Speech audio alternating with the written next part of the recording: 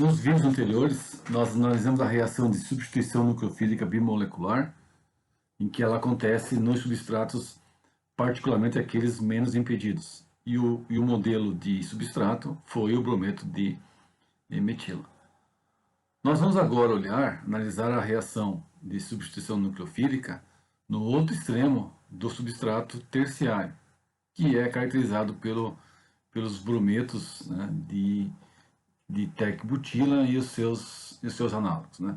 Então, qualquer substrato terciário que tenha um grupo de saída razoável serve como modelo para estudar a reação de substituição nucleofílica unimolecular.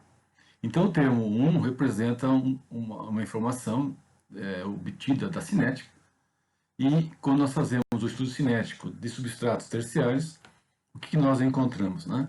Encontramos que a velocidade de reação ela é dependente exclusivamente da concentração do substrato. Então, quando se faz uma avaliação, se monitora a concentração do substrato e da velocidade, se encontra uma dependência direta. Quanto maior é a concentração, maior é a velocidade de reação. Entretanto, como nós vimos, né, a variação na concentração da outra espécie, que é o reagente, mesmo que você altere a concentração, a velocidade permanece constante. Então, ela é independente da concentração da água, que é um reagente, mas é dependente da concentração do brometo terciário, com um índice aqui 1. Quer dizer, a ordem da reação é 1, é uma reação unimolecular. Então, na etapa lenta, participa apenas uma espécie, e essa espécie é o substrato. Tá? Então, por isso que a reação é uma substituição, é uma troca de uma espécie nucleofílica por outra. Porém, na etapa lenta, a água não participa. O que mais nós temos como padrão, né? Então, nós vimos na SN2, nós vamos olhar como padrão de substrato os primários e metila. Na SN1, é sempre os terciários. Eles são os mais indicados para estudar o mecanismo da substituição nucleofílica unimolecular. E com isso, nós vamos, então, montar ou iniciar a montagem do quebra-cabeça do ponto de vista do mecanismo dessa reação.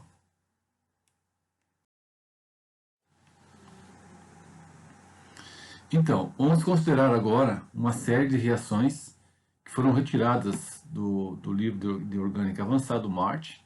São 3 reações, novamente centradas em substratos primários, secundário e terciário.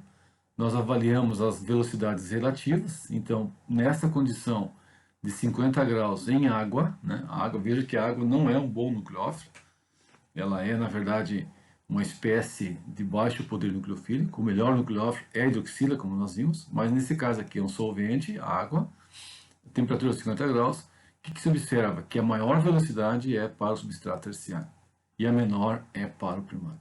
Então, percebam que isto aqui é o inverso do mecanismo SN2. No SN2, que é o extremo, é a maior reatividade no primário. No SN1 é o outro extremo, a maior reatividade é o terciário. Então, o que nós temos que fazer aqui? Nós temos que olhar essa informação e, de alguma forma, começar a pensar de que maneira essa reação acontece. Então, se ela é de cinética unimolecular, então indica que, na etapa lenta, apenas o solvente, apenas o substrato está presente, né? Então, o reagente não participa dessa etapa lenta, né? E se ele não participa, nós temos que imaginar de que maneira este substrato se transforma, né?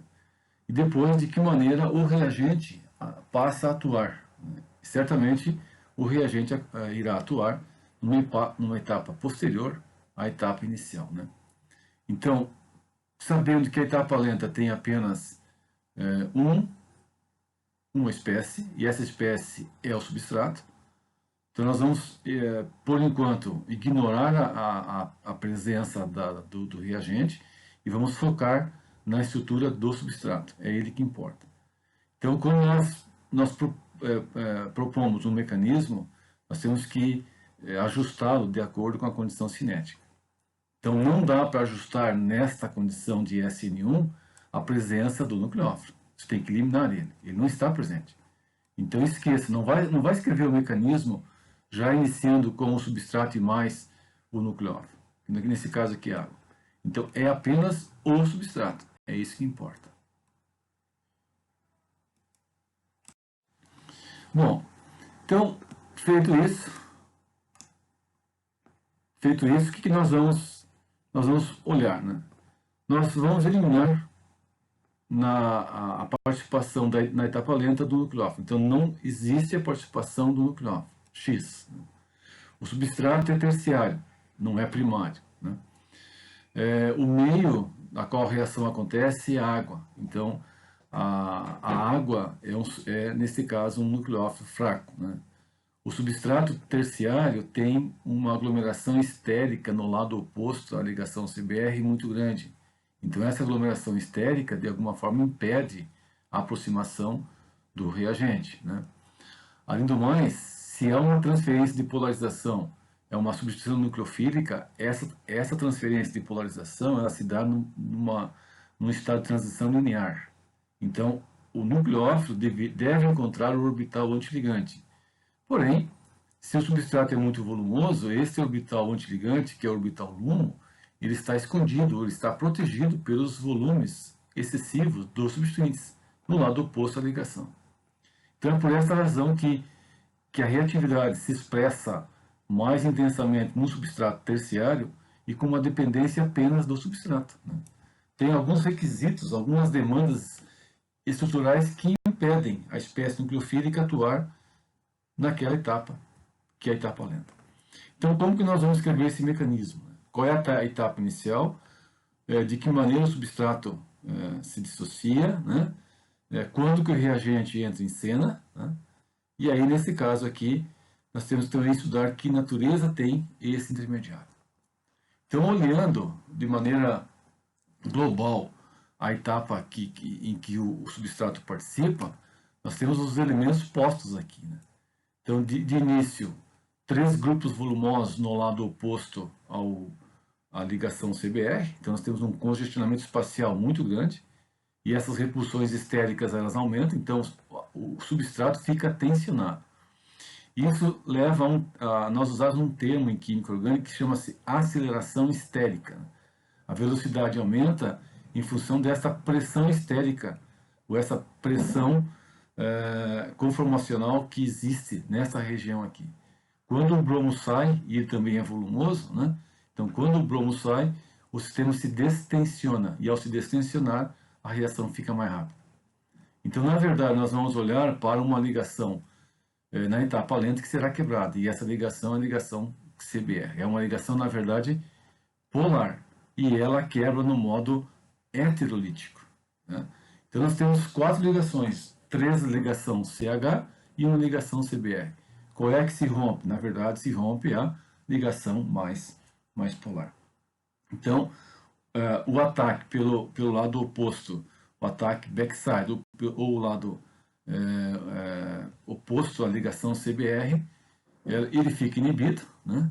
Então, nós só temos como única possibilidade de imaginar a saída da ligação CBr, sendo essa ligação mais polar e sendo ela assistida, né, pelo solvente. Então agora o solvente faz uma ação, né, e essa ação é de ionizar o substrato. Bom, esse mecanismo aqui, ele é unimolecular, não apresenta água e forma o estado de transição. Nós não sabemos ainda como que é o estado de transição. No entanto, se o bromo sai e leva o par de elétrons, por consequência, deixa para trás um carbono positivo. Então, nós formamos um carbocátio. E como nós vimos nas aulas passadas, o carbocátio é uma espécie instável, é uma espécie que tem uma estrutura planar, ele é simétrico e ele é trigonal. Então, este é o modelo, né, que nós vamos agora usar para explicar o mecanismo da SN1. A ionização do substrato, a formação de um intermediário catiônico, né? E esse intermediário catiônico, ele depois, certamente, ele é capturado para formar o produto. Mas, de início, a etapa lenta está posta aqui, né? E a velocidade da reação, então, tem uma dependência apenas do substrato e, ao se formar o intermediário, ele é capturado pelo solvente, que é o próprio reagente, né? O que nós vamos agora propor é o mecanismo completo. Então, sabendo que a etapa valente está posta aqui, nós vamos agora avaliar o mecanismo no seu global.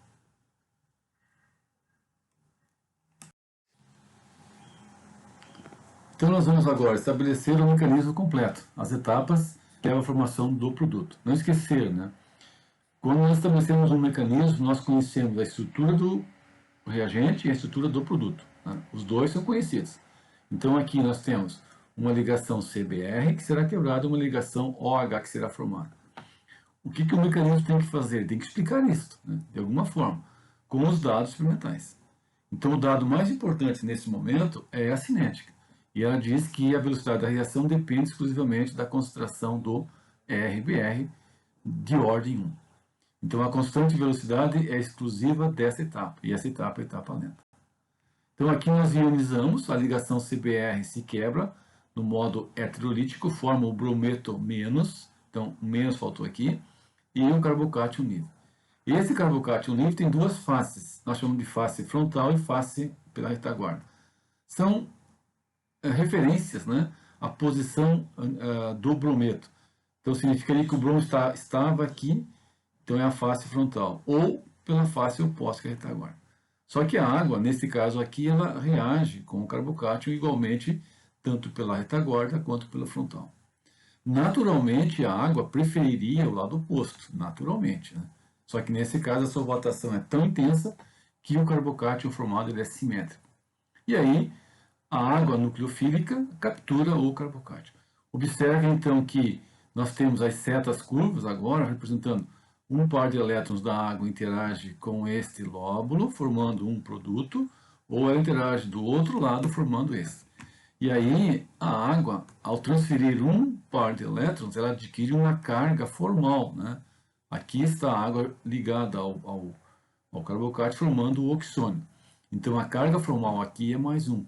Então, vocês lembram, né? A carga formal é o sinal algébrico, né? Quando um átomo tem a sua valência expandida ou modificada. Então, a água tem duas ligações no oxigênio. Então, o oxigênio é divalente. Quando ele efetua 3, ele tem a expansão para uma ligação adicional. Por isso que ele assume o sinal algébrico mais um. No entanto, agora você observa que essa espécie aqui, o oxônio, seja pelo ataque frontal ou pela retaguarda, tem um pK de menos 1,5. Né?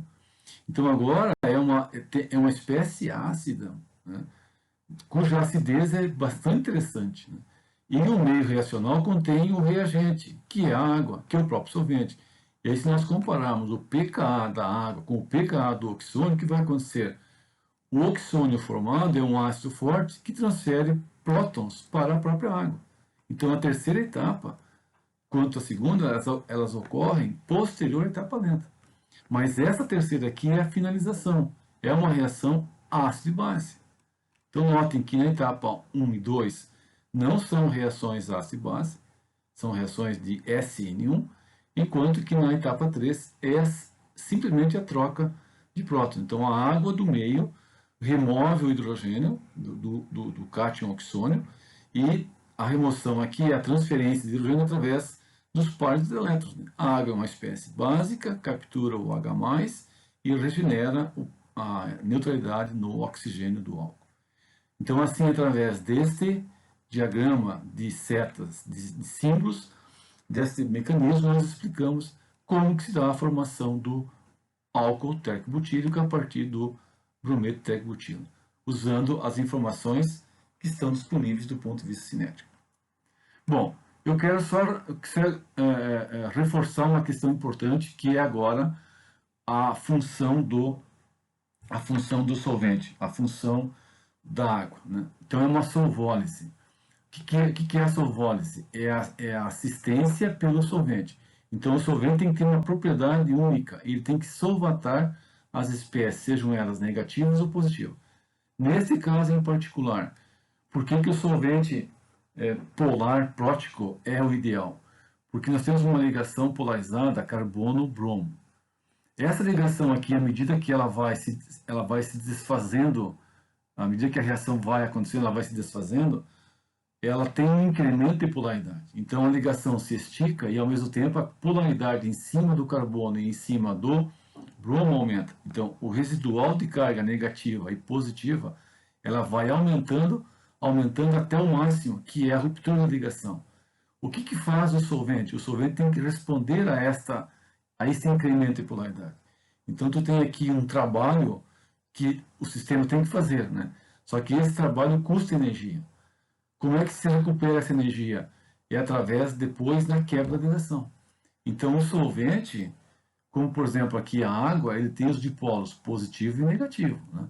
Então, através das pontes, das ligações de hidrogênio, você pode imaginar o solvente estabilizando o íon brometo. E à medida que a ligação se deforma, a carga residual no átomo, no bromo, aumenta enormemente, e esse aumento faz com que o momento polar aumente, né? Porque o momento polar é uma razão de Q por D. Então, se a distância aumenta, o momento polar dessa ligação também aumenta. E o máximo dela é quando atinge 1, ou seja, quando o brometo está livre. E aí, nesse caso, é o solvente que faz isso. Então, o solvente consegue reconhecer, ele reconhece que a ionização é um processo de incremento de carga no estado de transição. O que o solvente tem que fazer? Ele tem que responder a esse incremento de carga. De que maneira? Ele simplesmente se aproxima e, por solvatação, ele facilita a quebra da ligação carbono-bromo. Então, o solvente tem uma ação importantíssima. Ele auxilia, né? Ele presta uma assistência, né? E aí essa assistência faz com que a ligação se rompa e o brometo fica totalmente solvatado pelo solvente polar prótico, né? Já o carbocátio, o que acontece com o carbocátio formado? Ao se formar, ele fica solvatado simetricamente pela água, só que com o polo inverso. Agora, é o oxigênio que irá solvatar a espécie positiva, enquanto que o bromo é solvatado pelo H+. E aqui é importante que, quanto mais estável é o intermediário que se forma na etapa lenta, né, mais rápida é a reação. Porque se o intermediário é mais estável, a energia de ativação é menor. E se a energia de ativação é menor, a reação é mais rápida. Então, assim, nós justificamos muitas coisas aqui, né? As velocidades de reações, a formação dos intermediários, né? Que no caso aqui os carbocátios, a formação de duas espécies que são imagens especulares, né? Então, aqui tem uma consequência da estereoquímica, e fundamentalmente, qual é o efeito, qual é a participação do solvente, o que ele faz, né? Então, é um efeito entálpico poderoso que acontece aqui, né? O solvente vai gastar energia para ajudar a separação dos átomos de carbono e bromo. Só que essa energia que ele gasta, depois ele recupera quando o bromo sai, né? Então, a ação do solvente no sentido, é a solvólise. Ele assiste e ele facilita, né, a quebra da ligação, tá? Também aqui é importante que quando nós temos substratos quirais, a racemização também é observada.